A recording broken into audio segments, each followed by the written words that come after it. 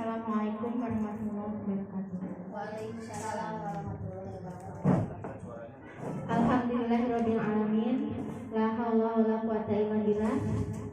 Kepada yang terhormat Bapak Kepala Sekolah SDN Kertanegara dan yang saya hormati rekan sejawat peserta diseminasi yang berbahagia.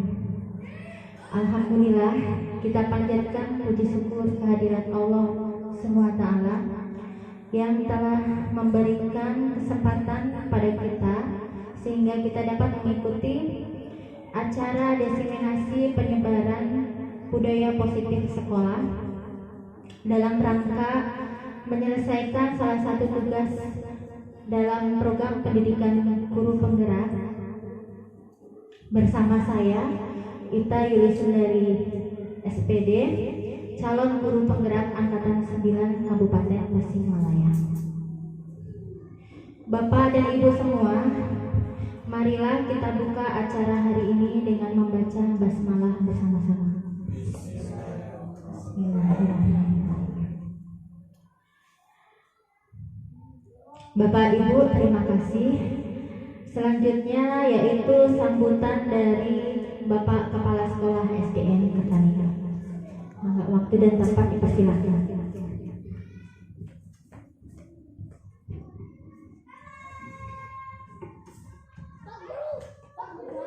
Bismillahirrahmanirrahim. Assalamualaikum warahmatullahi wabarakatuh. Bismillahirrahmanirrahim. Wassalatu wassalamu ala Rasulillah wa ala alihi washabihi wa mawala. Rabbi shrah li sadri wa yassir li amri wahlul 'uqdatam min lisani yafqahu qawli. Alhamdulillah wa syukur ala ni'amillah pada kesempatan hari ini atas kudrati rodat Allah Subhanahu wa Ta'ala kita dapat berkumpul bersama dalam acara diseminasi budaya positif di SDN Kertanegara yang diprakarsai oleh salah seorang dari teman kita, teman sejawat kita, yaitu Ibu Rita. Yang saya hormati Bapak, Ibu, personil dari SDN Kertanegara yang alhamdulillah pada kesempatan kali ini dapat bersama-sama mengikuti acara diseminasi. Mudah-mudahan program diseminasi yang khusus dilaksanakan di SDN Kertanegara ini dapat berjalan dengan lancar. Amin ya Allah ya Rabbal Alamin. Dengan harapan bahwa program-program yang diprakarsai atau yang dimotivasi oleh salah seorang calon guru penggerak di SD kita, mudah-mudahan hasilnya atau karya-karya yang disampaikan atau yang dibuat, mudah-mudahan kita sebagai personil atau guru-guru di SDN Kertanegara ini dapat melaksanakan atau minimal kita dapat mengambil hikmah-hikmah atau ilmu yang disampaikan dalam diseminasi ini, sehingga pada akhirnya membuat anak didik kita menjadi terbiasa dalam budaya-budaya yang bersifat positif yang biasa dilaksanakan di lingkungan sekolah, di lingkungan warga masyarakat. Budaya-budaya yang positif ini sangat diperlukan dalam kehidupan sehari-hari, sehingga di sekolah kita tidak diharapkan adanya budaya-budaya yang keluar dari negatif atau yang tidak diharapkan oleh kita mudah-mudahan dengan diadakannya program diseminasi ini, pertama mengharapkan menjadi bahan program, menjadi rencana yang ditetapkan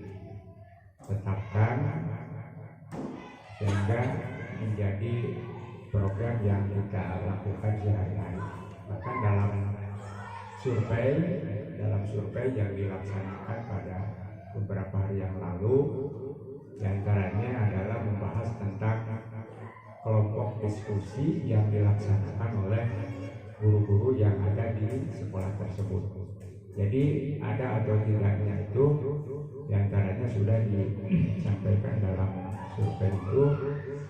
Nah, alhamdulillah pada SDN Kertanegara ini sudah beberapa minggu yang lalu kita sudah melaksanakan, bahkan ada 2 atau 3 kali yang kita laksanakan. Tinggal kita istilahnya merutinkan jadwal yang biasa dilaksanakan, sehingga menjadi ilmu bagi kita semua untuk saling berbagi, baik itu pengalaman, hasil karya dan sebagainya, sehingga di dalam melaksanakan proses belajar mengajar dari masing-masing guru mendapatkan sharing ilmu pengetahuan dan karya yang lain, atau keterampilan yang lain, atau budaya-budaya yang sifatnya mendukung pada proses pendidikan. Demikianlah barangkali yang dapat saya sampaikan. Mohon maaf atas segala kekurangan dan terima kasih atas segala perhatian dari Bapak Ibu yang hebat. Saya ucapkan sekali lagi terima kasih, terutama kepada Ibu Ita yang akan menyampaikan diseminasi pada kesempatan kali ini. Sekian, Assalamualaikum warahmatullahi wabarakatuh.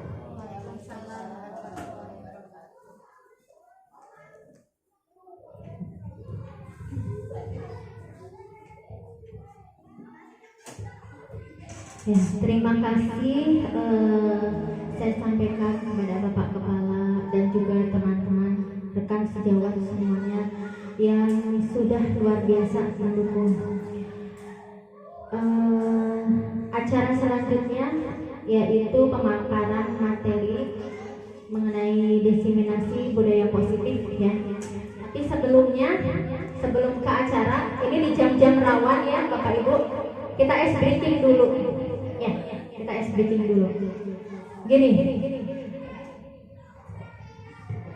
Kalau saya bilang tepuk 1 di tengah 1, tepuk 2 kiri kanan, tepuk 3 kiri kanan atas, tepuk 4 kiri 2 kali kanan 2 kali, tepuk 5 kiri 2 kali kanan 2 kali atas sekali. Ya, paham? Siap. Kita dihukum. Tepuk 1, tepuk 2, tepuk 3, tepuk 4, tepuk 5. Konsentrasi. Mulai. Coba 3 kali tepuk 5.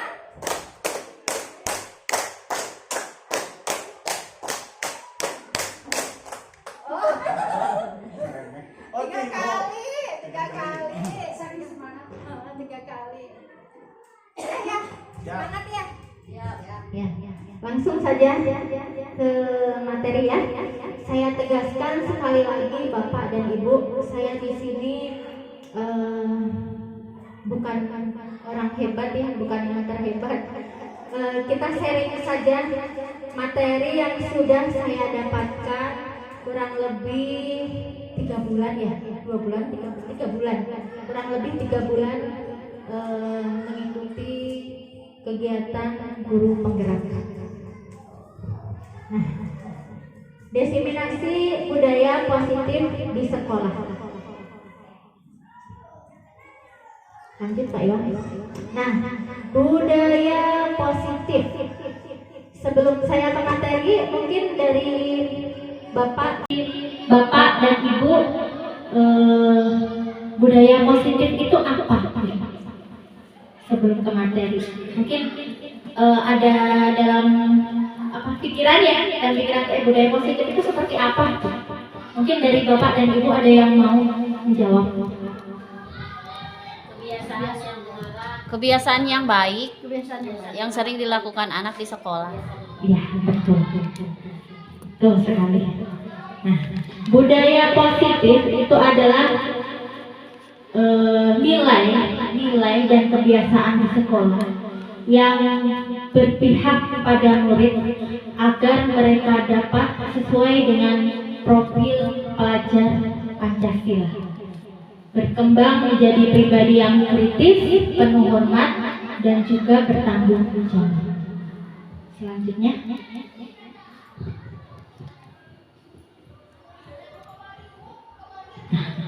di sini sesuai dengan tujuan dari Bapak Ki Hajar Dewantoro. Menurut Bapak Ki Hajar Dewantoro itu tujuan pendidikan adalah menuntun segala kodrat yang ada pada anak-anak agar mereka dapat mencapai keselamatan dan kebahagiaan yang setinggi-tingginya, baik sebagai manusia maupun sebagai anggota masyarakat. Oleh sebab itu, pendidik berarti kita ya, itu hanya dapat menuntun tumbuh atau hidupnya kekuatan kodrat yang ada pada anak-anak agar dapat memperbaiki lakunya, bukan dasarnya, hidup dan tumbuhnya sesuai dengan kodrat anak. Lanjut, ayo. Nah, di konsep inti budaya positif itu ada 8 poin. Ya. Yang pertama itu perubahan paradigma belajar, kedua disiplin positif, ketiga nilai-nilai kebajikan, yang keempat kebutuhan dasar manusia, 5 motivasi perilaku manusia, keenam posisi kontrol guru, 7 keyakinan kelas, dan yang terakhir ke-8 adalah segitiga restitusi. Mungkin ada istilah di sini yang sudah kegambar ya Bapak Ibu, ada yang masih remang-remang gitu ya. Mungkin nanti kita bahas di selanjutnya. Nah, pertama yaitu pembelajaran dengan paradigma baru sesuai dengan profil pelajar Pancasila ya. Masih ingat ya Bapak Ibu profil pelajar Pancasila? Sekali lagi coba. Ya. Pelajar Pancasila beriman dan bertakwa pada Tuhan Yang Esa dan berakhlak mulia, berkebinekaan global, gotong royong mandiri, kreatif dan bernalar kritis. Nah, seperti itu. Ada 6 poin ya di profil pelajar Pancasila. Kalau P5 ada 5. Nah, pembelajaran dengan paradigma baru itu merupakan pembelajaran yang dirancang berdasarkan prinsip pembelajaran berdiferensiasi, sehingga para peserta didik belajar sesuai kebutuhannya berdasarkan tahap perkembangan sesuai teori psikologi modern untuk mewujudkan profil pelajar Pancasila. Berdiferensiasi itu artinya kan kita di kelas itu ada berbagai macam karakter siswa ya. Jadi kita harus bisa menyesuaikan dengan semua karakter siswa yang ada di kelas kita. Mungkin ada yang senangnya apa. Jadi kita kasih tugas itu sesuai dengan kesenangan anak untuk mewujudkan profil pelajar Pancasila dengan kelas yang menyenangkan. Selanjutnya Pak. Nah, yang kedua, disiplin. Makna dari disiplin itu apa? Disiplin adalah kemampuan memerintah diri sendiri dalam mengontrol dan menguasai untuk memilih tindakan yang mengacu pada nilai-nilai yang kita hargai dengan penuh tanggung jawab tanpa perintah orang lain. Lanjut. Paradigma mengajar. Dalam membangun budaya positif sekolah dapat menyediakan lingkungan yang positif, aman, nyaman agar siswa mampu berpikir, bertindak dan mencipta dengan merdeka, mandiri dan bertanggung jawab. Disiplin sangat berkaitan dengan kontrol guru terhadap siswa. Nah ini masuk ke itu sekolah ramah ya, sekolah ramah anak. Lanjut Pak.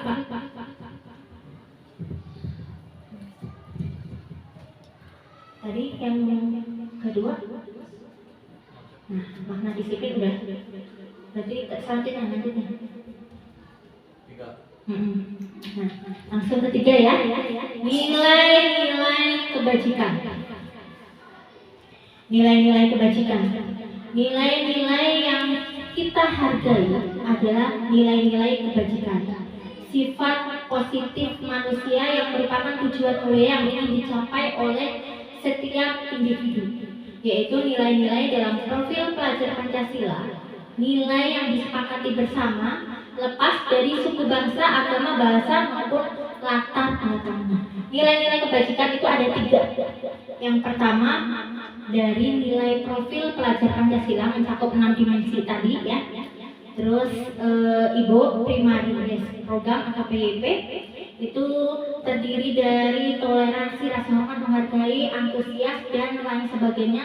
Ini juga masuk bagian-bagiannya nanti masuk ke situ. Terus keterampilan hidup atau life skill itu dari dapat dipercaya, lulus hati, pendengar yang aktif, tidak merendahkan orang lain dan memberikan yang terbaik dari diri sendiri. Selanjutnya Pak. 2 lagi.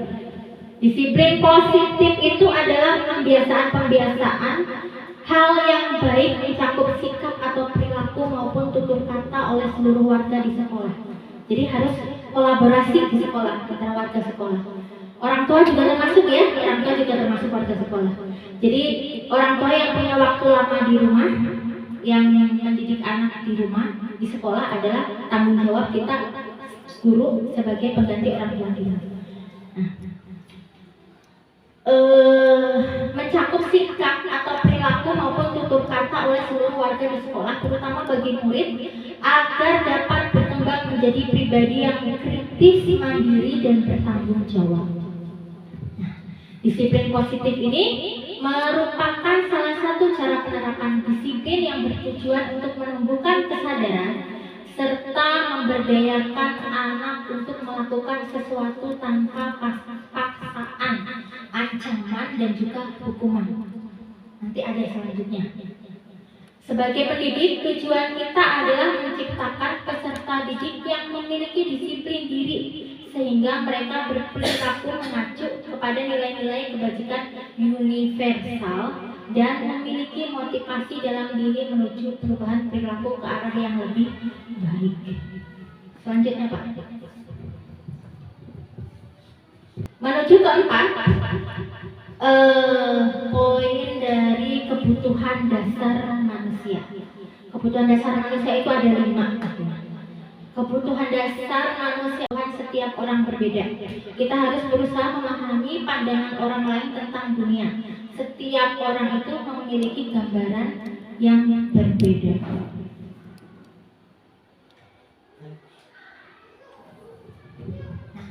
Ini 5 kebutuhan dasar manusia. Dari penguasaan, kasih sayang dan rasa diterima, kesenangan, kebebasan, dan di tengah-tengah itu ada bertahan hidup. Nah, contoh kebutuhan-kebutuhannya, keinginan untuk dianggap berharga, bisa membuat perbedaan, bisa membuat pencapaian, kompeten, diakui, dihormati, ya itu juga termasuk. Terus untuk mencari kesenangan bermain, tertawa, ya sesuai. Nanti kembali lagi ke proses pembelajaran di kelas ya. Jadi sesuai pemikiran Ki Hajar Dewantara tadi yang pertama ya. Jadi sesuai dengan kodrat alam dan juga kodrat zaman dari anak didik kita. Kodrat alam berarti apa yang ada pada diri anak, sedangkan zaman berarti kita harus mengikuti perkembangan zaman, perkembangan teknologi gitu. Jadi jangan monoton ya, gitu-gitu aja gitu. Ya, tapi disesuaikan juga dengan keadaan sarana di sekolah. Tapi kita nggak bisa jangan menjadi kendala. Memang ada kendala ya. Kalau kurang sarana dari prasarana atau apa, tapi kita jangan terlalu menjadikan itu faktor penting untuk kendala. Jadi kita bisa gunakan manfaatkan apa yang ada di lingkungan sekolah. Terus kebutuhan bertahan hidup, survival, adalah kebutuhan yang bersifat fisiologis untuk bertahan hidup, misalnya kesehatan, rumah, dan makanan. Kebutuhan akan hubungan dan koneksi sosial, kebutuhan untuk memberi dan menerima kasih sayang, dan kebutuhan untuk merasa menjadi bagian dari suatu kelompok. Kebutuhan akan kemandirian, otonomi, memiliki pilihan dan mampu mengendalikan arah hidup seorang anak. Selanjutnya Pak. Nah, di sini ada kasus Bapak Ibu. Coba dipahami. Di sini ada kasus Ibu Ria, guru kelas 6 di SD Permai, sedang bingung menghadapi ulah salah satu murid di kelas bernama Agus.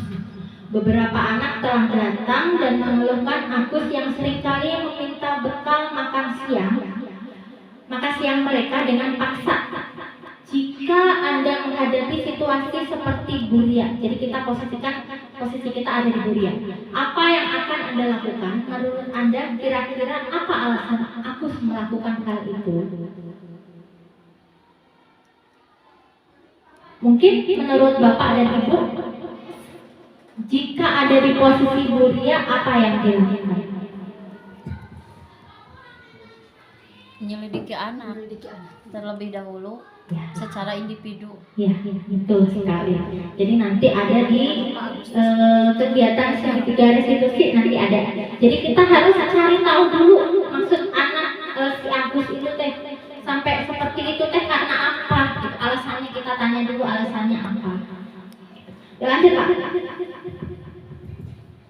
Nah, di sini ya, dalam konteks penerapan disiplin positif, Ibu Ria sebaiknya mencari tahu alasan Agus melakukan tindakan tersebut itu agar mengetahui kebutuhan mana yang sedang berusaha dipenuhi oleh Agus. Yang pertama, kebutuhan hidup ya, berarti survivalnya ya. Agus lapar dan orang tuanya tidak membawakannya bekal makan siang. Kemungkinan pertama. Bisa Punya pekerjaan yang kita bisa tidur. Kedua, teman Agus, jadi perhatikan Agus itu berarti masuk ke kasih sayang ya, kebutuhan kasih sayang. Terus ketiga, dia merasa hebat karena temannya jadi takut dan menuruti keinginannya, itu termasuk ke kebutuhan penguasaan. Nah, keempat, Agus merasa dengan bekal yang dibawakan orang tuanya karena selalu bekal yang sama, merasa malu itu kurang ya, rasa malu. Iya, harusnya merasa malu dengan bekal yang dibawakan orang tuanya karena selalu bekal yang sama. Jadi kalau mau bawa biasanya kan gitu ya, tiap hari bakal bawa itu aja gitu, diledekin soal gitu. Itu berarti freedom kebebasan. Terus Agus hanya iseng dan dia menikmati ekspresi wajah temannya yang kesal. Berarti itu kebutuhan kesenangan dari sendiri. Lanjut Pak. Nah, kelima itu teori motivasi perilaku manusia. Ada tiga poin. Yang pertama, untuk menghindari ketidaknyamanan atau hukuman apa yang akan terjadi apabila saya tidak melakukannya. Kedua, untuk mendapatkan imbalan dari orang lain, institusi apa yang akan saya dapatkan apabila saya melakukannya. Dan yang ketiga, untuk menghargai diri sendiri, saya akan menjadi orang yang seperti apa bila saya melakukannya. Itu poin ke-1 dan kedua itu masuk ke motivasi eksternal. Dan poin ketiga itu yang penting utama itu motivasi internal dan masuknya ke tujuan dari disiplin positif. Sekarang kalau saya tanya Bapak dan Ibu semua ya, ke Bu Uri, motivasi Bu Uri apa? Datang ke sekolah itu selalu tepat waktu. Untuk supaya mendisiplinkan anak itu kan biasanya meniru seorang guru yang ada di sekolah. Jadi motivasi saya itu datang ke sekolah tepat waktu. Yang pertama menanamkan kedisiplinan dari kita supaya anak meniru. Gitu Bu. Ya, terima kasih. Mungkin ada lagi Bapak atau Ibu? Bapak, Ibu, Bu Neni mau menambahkan? Iya, motivasi apa? Datang ke sekolah itu tidak terlambat, tepat waktu. Ya, terima kasih. Saya ikut menambahkan tadi dari Bu Uri tentang motivasi datang ke sekolah. Yang pertama adalah melaksanakan kewajiban kita sebagai guru dengan penuh tanggung jawab.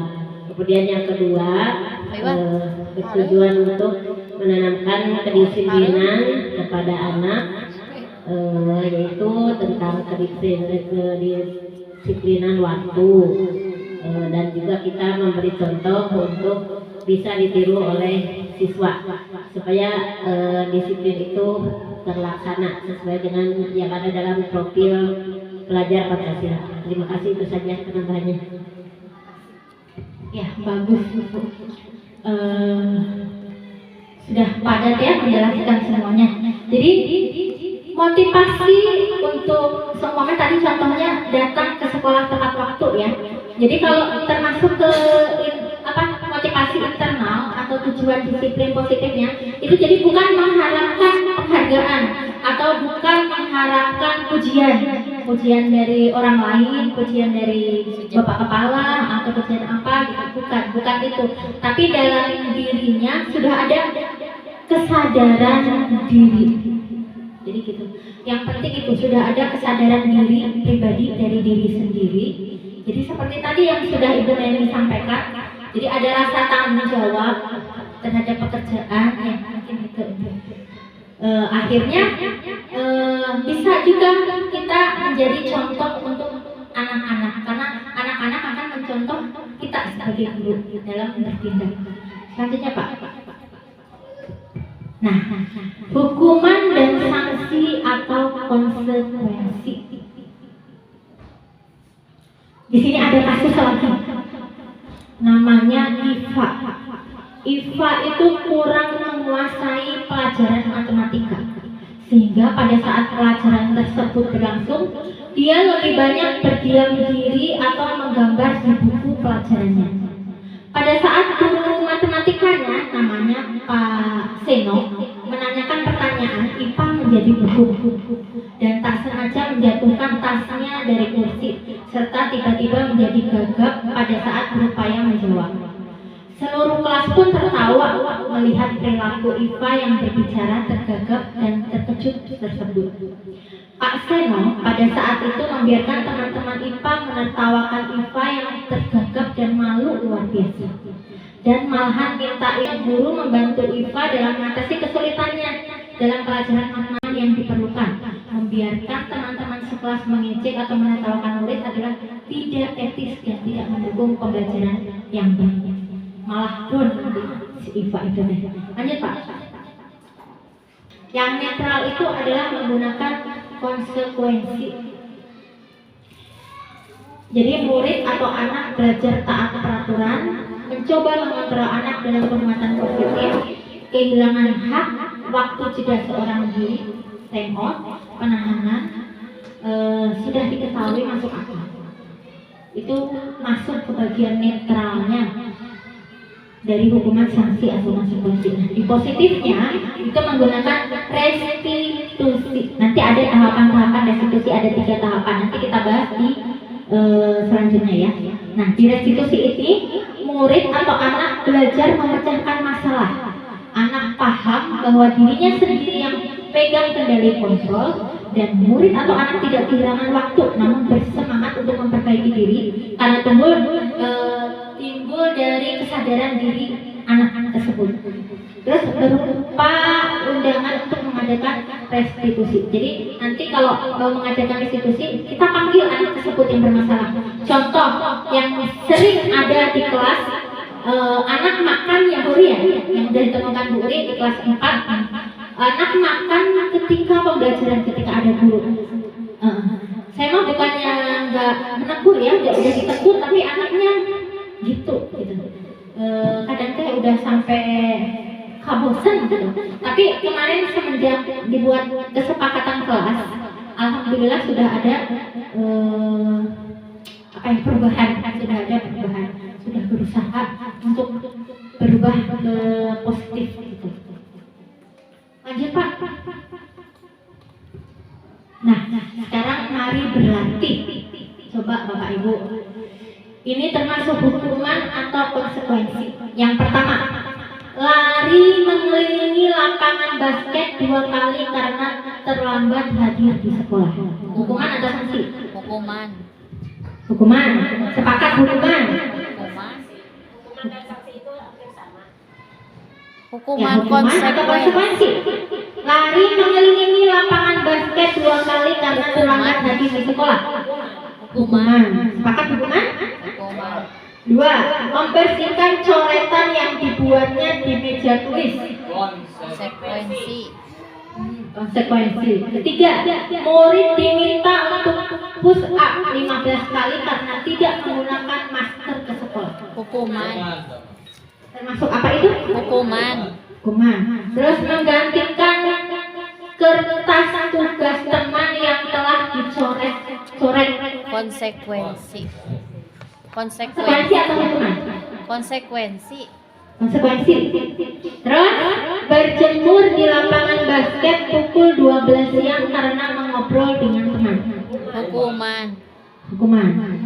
Murid diminta bertelanjang kaki sepanjang hari karena tidak menggunakan sepatu warna hitam sesuai peraturan sekolah. Berdiri di depan kelas sambil mengangkat kaki satu karena tidak bisa menjawab pertanyaan. Hukuman. Hukuman atau sanksi?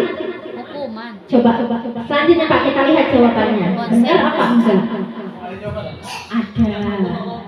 Nah, Hukuman. apa itu? Yang pertama, lari mengelilingi lapangan. Betul ya, nanti sepakat hukuman ya? Iya. Hukuman. Membersihkan coretan yang dibuatnya di meja tulis. Itu termasuk konsekuensi. Murid diminta untuk push up 15 kali karena tidak menggunakan masker ke sekolah. Itu hukuman. Menggantikan kertas tugas teman yang telah dicoret-coret. Itu termasuk Konsekuensi. Berjemur di lapangan basket pukul 12 siang karena mengobrol dengan teman. Itu termasuk Hukuman. Murid diminta bertelanjang kaki sepanjang hari karena tidak menggunakan sepatu warna hitam. Itu juga hukuman. Berdiri di depan kelas sambil mengangkat kaki satu karena tidak bisa menjawab pertanyaan. Itu juga termasuk Hukuman. Hukuman. Kan tadi kasusnya sama seperti Iva ya. Jadi dia dipermalukan di depan teman-teman. Itu termasuk ke hukuman. Jadi bukannya malah membuat semangat anak, tapi jadi malah kurang percaya diri. Terus lanjut Pak.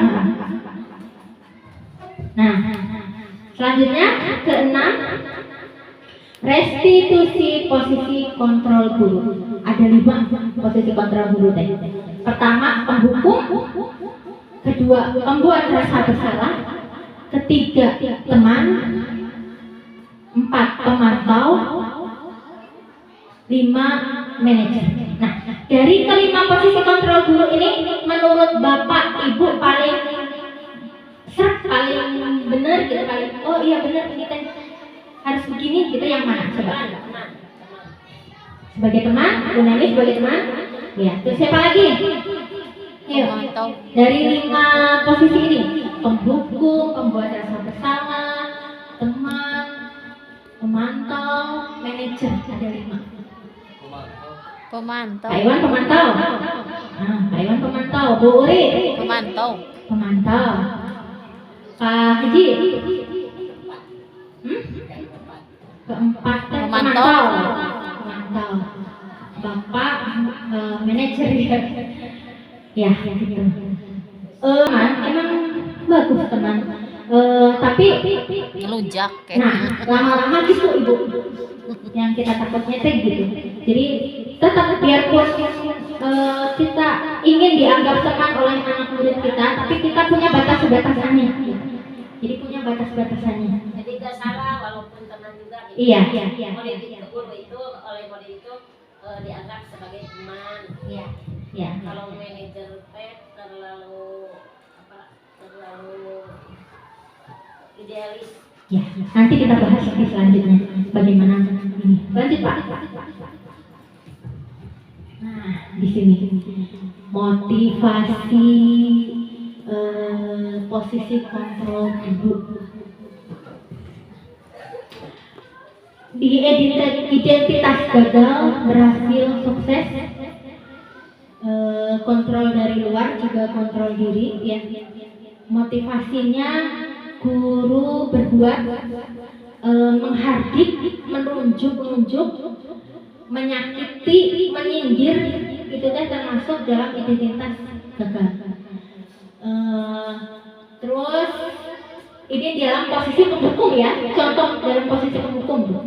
Dalam posisi penghukum itu guru berbuat menghardik, menunjuk, menyakiti, menyindir, itu termasuk posisi penghukum. Terus guru berkata, kalau kamu tidak melakukannya, awas ya, rasakan.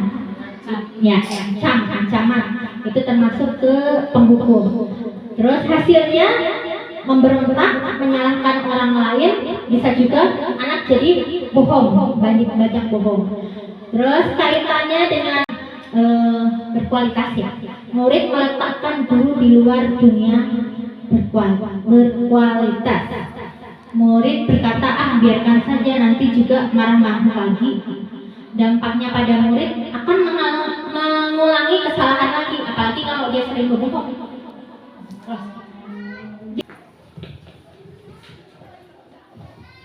Nah, di sini ada posisi kontrol guru. Kata-katanya ya Bu. Tuh. Yang pertama, saya kecewa sekali dengan kamu. Itu termasuk ke pembuat orang merasa bersalah. Terus kamu tidak pernah melakukannya. Itu termasuk ke posisi penghukum. Ayolah lakukan demi ibu atau bapak. Nah, itu posisi teman. Apakah kamu mau mendapatkan stiker bintang hari ini? Itu pemantau. Bagaimana kamu bisa menyelesaikan masalah ini? Itu termasuk ke... Ya Bu, kenapa kami memilih pemantau? Apa yang kami rasakan sekarang hanya baru sampai ke pemantau, tapi sudah mendekati ke manajer kalau di kelas gitu. Tadi yang kami utarakan, yang kami pilih pemantau itu emang posisi kami berada di situ, gitu kan, murid? Ya. Jadi kan upami segala sesuatu itu kan dipantau dahulu sebelum kita mempunyai sikap tindakan bertindak, kita harus memantau dahulu. Tapi sudah mendekati kan dengan manajer. Ya, berarti kita sudah berproses ya, berproses ke manajer dari pemantau. Ya Bu, gimana Bu? Udah intinya dari ibu barusan rasanya saya mau bertanya. Ya, mangga. Pertanyaannya begini, jika kita membuat kesepakatan di dalam kelas, terus itu ada melakukan kesalahan, di sana tadi kan ada hukuman, ada konsekuensi. Maka misalnya kita memberi hukuman, itu mungkin kita sebagai penghukum gitu, nggak apa-apa gitu kalau misalnya. Kalau sudah tadi udah dibilang ada kesepakatan di dalam kelas, misalnya jangan makan, terus masih ada anak yang masih makan, terus dari kita diberi arahan atau apa. Yang saya tanyakan, kalau sudah ada kesepakatan, terus kita memberi suatu tindakan itu apakah termasuk hukuman atau tetap harus konsekuensi? Terima kasih. Apakah salah kalau kita memberi hukuman gitu? Ya, terima kasih untuk pertanyaannya. Begini ya, apa yang ditanyakan sama Bu Neni nanti kita bahas ada di terakhir di segitiga restitusi. Tapi kita bahas sedikit saja ya, dari jawaban. Jadi gini, kalau anak tetap melakukan kesalahan, kita sudah bikin kesepakatan bersama di kelas, udah ditempel tuh keyakinan kelasnya. Jadi anak masih tetap melaksanakan kesalahan. Jadi gimana kita masih kembali ke kesepakatan kelas lagi, atau kita harus memberi hukuman ke anak gitu ya? Nah, kalau menurut saya ini, kalau anak sudah dikembalikan lagi melakukan kesalahan, dikembalikan ke kesepakatan kelas tapi masih tetap diulang, berarti anak itu belum tumbuh kesadaran dirinya belum tumbuh.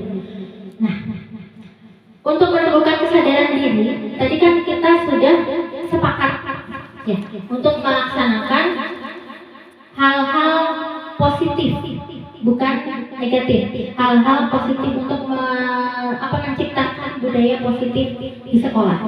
Belah pihak ditanya alasannya apa, terus konsekuensinya apa, hal yang harus dikerjakan untuk memperbaiki kesalahannya apa. Lanjut Pak. Nah, sampai ke poin ke-7, itu keyakinan kelas. Keyakinan kelas adalah nilai-nilai kebajikan atau prinsip-prinsip universal yang disepakati bersama secara universal, lepas dari perbedaan agama, suku, negara, dan bahasa. Nah, ini menurut para ahli, menurut dosen tahun 1998, suatu keyakinan akan lebih memotivasi seseorang dalam insting. Seseorang akan lebih bersemangat untuk menjalankan keyakinan daripada hanya sekedar mengikuti peraturan. Lanjut Pak. Nah, di sini ada peraturan, juga ada keyakinan kelas atau nilai kebajikan yang dituju. Nanti ada. Kenapa harus peraturan kelas? Kenapa enggak keyakinan kelas? Kenapa keyakinan kelas? Kenapa enggak peraturan kelas? Nanti kita bahas. Nah, peraturan itu contohnya ya, selalu kembalikan buku ke tempatnya, dilarang mengganggu orang lain, hadir di sekolah 15 menit sebelum pembelajaran dimulai, dilarang melakukan kekerasan, dilarang menggunakan narkoba, bergantian atau menunggu giliran, gunakan masker, jangan berlari di kelas atau koridor. Nah, di poin keyakinan kelas itu tanggung jawab, menghormati orang lain dan diri sendiri, menghormati orang lain, komitmen pada tujuan, keselamatan, menghormati, ya kan dilarang melakukan kekerasan ya, dilarang menggunakan narkoba, itu masuk ke kesehatan, poin kesehatan. Terus berganti atau menunggu giliran, itu menghormati orang lain, sabar, gunakan masker, kesehatan, keselamatan, jangan berlari di kelas atau koridor, itu keselamatan atau keamanan.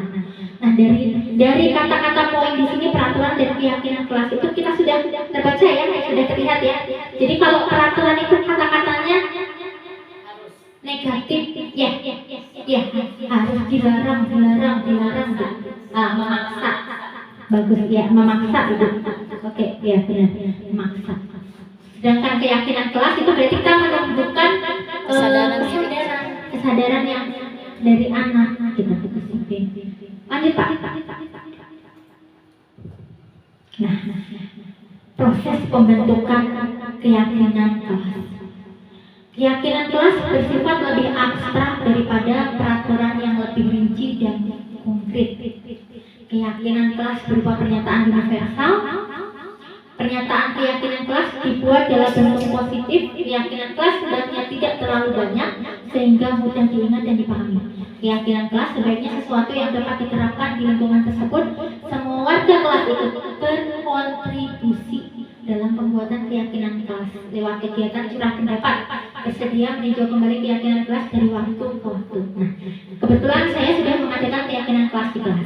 Jadi nanti Bapak dan Ibu bisa gunakan keyakinan kelas, membuat kesepakatan kelas, ditempel di kelas ya. Jadi sewaktu-waktu jika anak melakukan kesalahan, kita ingatkan lagi ke keyakinan kelas yang sudah Jadi keyakinan kelas itu kita buat pertama, bukan kita ya yang buat, tapi bersama-sama dengan anak murid. Jadi kita curah pendapat dulu anak-anak sama anak-anak. Pengennya seperti apa? Di kelas itu pengennya seperti apa? Contoh, tidak boleh mengejek, ya, tidak boleh mengejek teman atau apa. Kita masukkan ke situ, diterima suaranya, ditampung saran curah pendapat dari anak-anak. Nah, nanti kita simpulkan poin-poinnya itu mana yang mau diambil. Nanti kita tulis di kesepakatan kelas bersama. Jadi bukan lagi peraturan, jadi Iya, keyakinan kelas. Bentuknya kesepakatan kelas dari keyakinan kelas. Jadi kesepakatan bersama dari guru dan anak-anak gitu. Lanjut Pak. Nah ini dokumentasi waktu membuat keyakinan kelas. Itu kesepakatan kelas 4. Yang pertama selalu menjaga kebersihan, disiplin dan tepat waktu. Ketiga teh apa itu nggak kelihatan.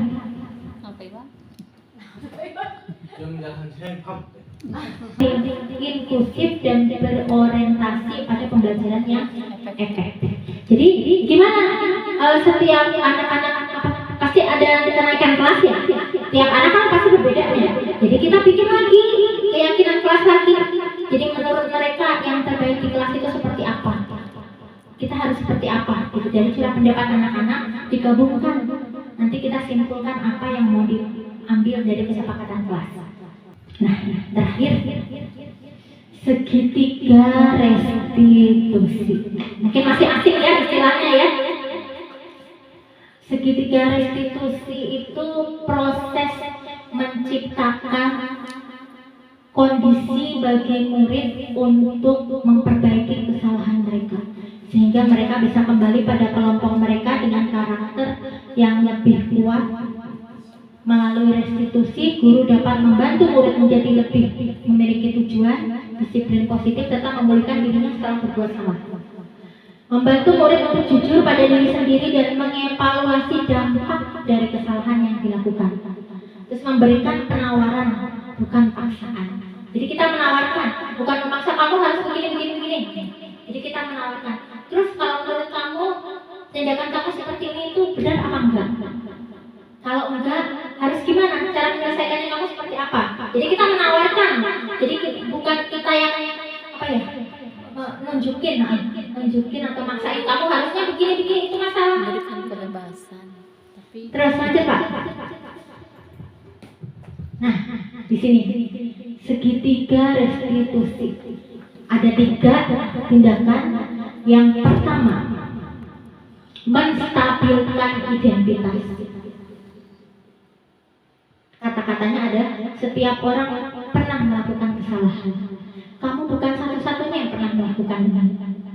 Jadi kita stabilkan dulu identitas anak. Terus selanjutnya kita validasi tindakan yang salahnya. Ya, kamu tentu punya alasan mengapa melakukan itu. Kita tanya alasannya. Terus adakah cara yang lebih efektif untuk mendapatkan apa yang kamu butuhkan? Itu juga termasuk ke validasi tindakan yang salah. Selanjutnya yang terakhir adalah tindakan menanyakan keyakinan. Nah, keyakinan kelas tadi. Jadi nilai-nilai apa yang telah kita sepakati? Kamu telah melanggar kesepakatan kita yang mana? Poin yang mana? Terus kamu ingin menjadi orang yang seperti apa? Itu termasuk dalam menanyakan keyakinan. Lanjut Pak. Nah, tahapan-tahapannya seperti ini. Pertama, menstabilkan identitas. Dengan kata-kata seperti tadi ya, berbuat salah itu tidak apa-apa. Tidak ada manusia yang sempurna. Saya juga pernah melakukan kesalahan seperti itu. Kita bisa menyelesaikan ini. Bapak atau ibu tidak tertarik mencari siapa yang salah, tapi bapak atau ibu ingin mencari solusi dari permasalahan ini. Kamu berhak merasa begitu. Itu termasuk ke tahapan yang menstabilkan identitas. Jadi sebelum ke permasalahan, menyelesaikan masalah, kita stabilkan dulu. Terus lanjut Pak, kedua. Tahapan yang kedua adalah validasi tindakan yang sama dari anak. Dengan kamu pasti punya alasan lah mengapa melakukan hal itu. Kamu patut bangga pada dirimu sendiri karena kamu telah melindungi sesuatu yang penting buatmu. Seperti itu. Lanjut Pak. Tahapan yang ketiga itu menanyakan keyakinan. Apa yang kita percaya sebagai kelas atau keluarga? Apa nilai-nilai umum yang kita telah sepakati? Apa bayangan kita tentang kelas yang ideal? Kamu mau jadi orang seperti apa? Itu termasuk ke menanyakan keyakinan. Lanjut Pak. Nah, penerapan segitiga resolusi.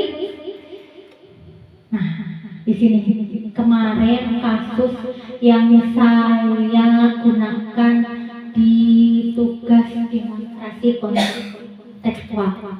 Di sini saya melihat Rahmat di kelas. Ketika sedang mengajar, saya melihat ada siswa yang sedang menunduk seperti melihat sesuatu di bawah.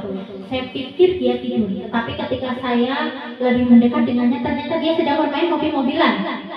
Nah, di bawah bangku, sehingga belum dihitungin kegiatan yang bertentangan di garis-garis. Tapi saya menggunakan video nggak bisa diputarnya Pak. Ya, biarin nggak apa-apa. Jadi saya tanyakan alasannya apa nggak mengerjakan PR. Pertama, lupa, alasannya itu lupa.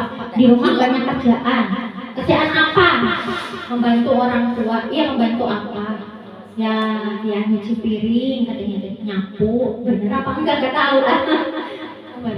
Gitu. Jadi lupa tidak mengerjakan. Tapi dia berjanji setelah menggunakan resolusi itu tidak akan mengulanginya lagi. Ini mah enggak, udah beres ya berarti ya. Coba lanjut Pak. Ini mah refleksi nanti yang dicantumkan. Tadi apa Pak? Yang kuning tadi yang kuning.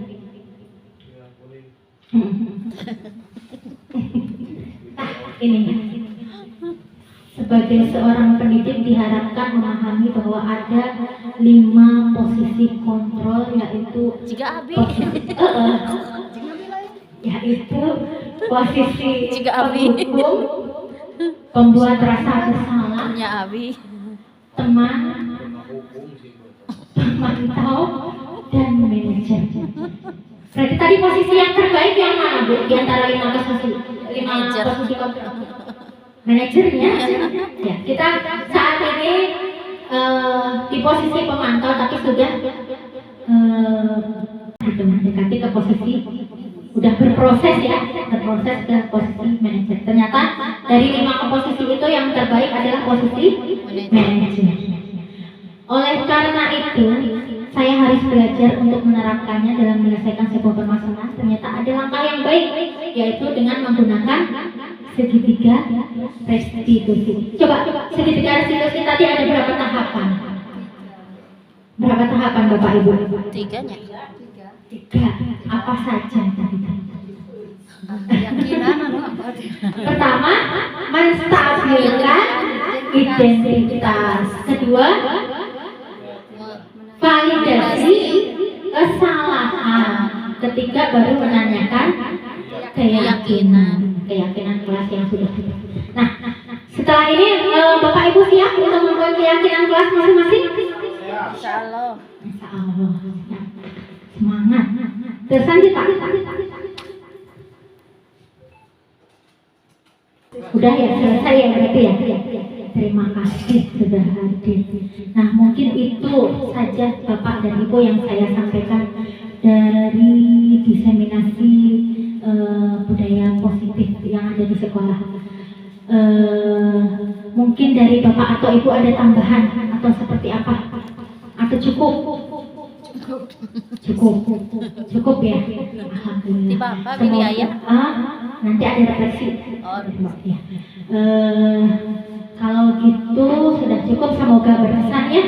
Semoga berkesan di Bapak Ibu, dan semoga tadi proses segitiga restitusi proses keyakinan kelas dan juga proses-proses yang lain yang di tahap budaya positif ada 8 aspek ya tadi, ada 8 aspek ya, dari paradigma sampai ke segitiga restitusi bisa dijalankan kita di kelasnya masing-masing untuk kemajuan sekolah kita juga khususnya. Ya. Semoga berkesan apa yang kita laksanakan hari ini. Wabillahi taufiq wal hidayah. Wassalamualaikum warahmatullahi wabarakatuh. Waalaikumsalam warahmatullahi wabarakatuh. Assalamualaikum warahmatullahi taala wabarakatuh. Alhamdulillah wasyukurillah la haula wala quwata illa billah. Allahumma shalli wa sallim ala sayyidina Muhammad wa ala alihi wa ashabihi wa mawalah. Saya ucapkan terima kasih pada Bapak Ibu guru hebat semua, juga pada Ibu Ita selaku yang memberikan gambaran-gambaran dalam menyampaikan diseminasi budaya-budaya positif yang biasa dilaksanakan di lingkungan sekolah atau di luar lingkungan sekolah. Yang pertama, saya memberikan refleksi kepada Bapak Ibu guru, terutama kepada Ibu Ita yang sudah menyampaikan diseminasi barusan. Yang pertama, saya ucapkan terima kasih yang setinggi-tingginya atas penyampaian diseminasi, sehingga alhamdulillah untuk kita semua menjadikan pencerahan-pencerahan, menjadikan ilmu yang bermanfaat bagi kita, baik menjadikan sebagai ilmu pengetahuan, dijadikan sebagai sikap dan nilai bagi kita, dan mudah-mudahan menjadi keterampilan-keterampilan yang dapat kita laksanakan dalam melaksanakan atikan-atikan atau pendidikan-pendidikan terhadap anak kita semua. Yang pertama, saya ucapkan terima kasih atas pencerahannya. Yang kedua, juga mudah-mudahan apa-apa yang telah disampaikan mudah-mudahan menjadi sebuah keyakinan atau sebuah nilai bagi kita, nilai-nilai positif untuk menjadikan bahwa kita itu adalah sadar atau tidak sadar bahwa kita adalah sebagai uswatun hasanah bagi anak-anak didik kita dan orang tua. Alhamdulillah apa-apa yang telah disampaikan barusan, sekali lagi mudah-mudahan juga menjadikan ilmu dan pengalaman bagi kita untuk menerapkan kesepakatan-kesepakatan di dalam kelas, sehingga pada waktu kita melaksanakan pelaksanaan belajar mengajar di dalam kelas masing-masing, sehingga timbul kenyamanan, ketenangan, kesemangatan bagi anak didik kita, termasuk pada diri kita sendiri sebagai manajer dalam pendidikan, menjadikan pendidikan yang lebih bermutu, lebih berkembang, dan lebih menghasilkan pada output anak didik kita yang dapat melaksanakan budaya-budaya positif di sekolah kita terutama. Dan sekali lagi sesuai dengan tuntutan agama kita bahwa tadi banyak konsep-konsep yang disodorkan oleh Ibu Ita tadi, yaitu adalah sejalan dan sejalur dengan ajaran agama kita, bahwa kita ada 3 ranah atau ada 3 segitiga tadinya yang disodorkan termasuk dalam agama kita. Ada istilah konsep al-mas'uliyah adiniyah, yang artinya bahwa kita harus menanamkan keyakinan-keyakinan yang mantap terhadap anak didik itu, sehingga menjadi kesadaran pada diri masing-masing. Yang kedua ada al-mas'uliyah as-saqofiyah, yaitu konsep kita menerapkan budaya-budaya yang baik, tradisi-tradisi yang baik, sehingga menjadi karakter, menjadi akhlak bagi anak dan kita semua dalam kehidupan sehari-hari. Dan yang ketiga al-mas'uliyah akhlakiyah, itu adalah yang terpenting, sehingga bagi kita dalam menerapkan konsep-konsep kesepakatan bersama tadi, sehingga timbul dalam agama kita itu dikatakan al-hikmah atau kebijaksanaan sebagai manajerial, sebagai guru, bahwa kita itu harus lebih menonjolkan kebijaksanaan atau kebaikan-kebaikan yang lebih daripada yang telah disepakati oleh anak-anak kita. Jadi Bapak juga secara, maaf Bu Ita kalau salah Bapak memahami tentang refleksi tadi ya.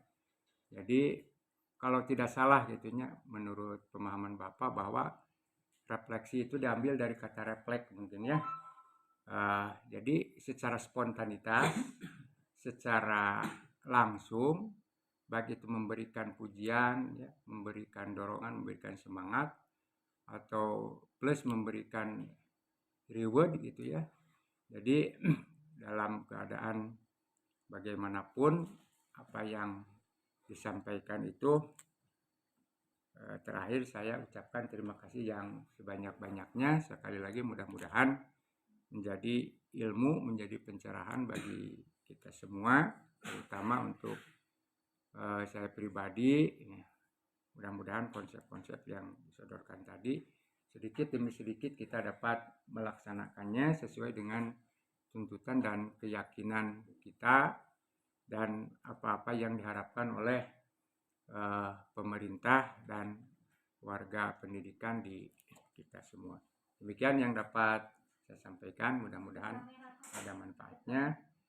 Terima kasih atas segala perhatian, mohon maaf atas segala kekurangan. Assalamualaikum warahmatullahi wabarakatuh. Assalamualaikum warahmatullahi wabarakatuh. Saya akan memberikan refleksi tentang diseminasi yang disampaikan Ibu Ita, budaya positif di sekolah, bahwa budaya positif di sekolah itu harus kita laksanakan meski banyak tantangannya. Untuk itu terima kasih kepada Bu Ita memberikan motivasi, gambaran untuk saya sebagai guru atau teman sejawat Bu Ita untuk memberikan kesepakatan kelas di kelas tinggi, terutama karena biasanya susah untuk diaturnya.